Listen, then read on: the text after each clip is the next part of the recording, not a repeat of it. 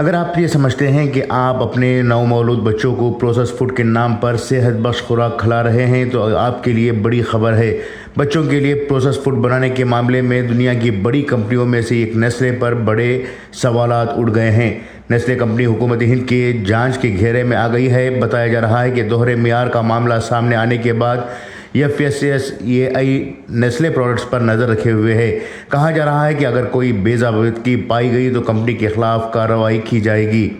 بچوں کے کھانے کی مصنوعات پر دوہرے معیار کا معاملہ سامنے آنے کے بعد اب FSSAI نیسلے کی مصنوعات پر بھی نظر رکھے ہوئے ہے۔ ذرائع کے حوالے سے یہ بات سامنے آئی ہے کہ ریگولیٹر کے سائنٹیفک کمیٹی اس کی جانچ کرے گی۔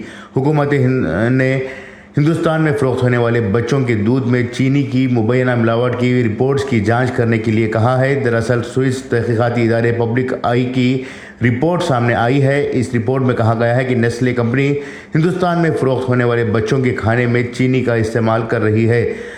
چھوٹے بچوں کو کھانے میں چینی دینا صحت کے لیے نقصان دہ ہے، جس کے پیش نظر یہ کمپنی اب مرکزی حکومت کے نشانے پر آ گئی ہے۔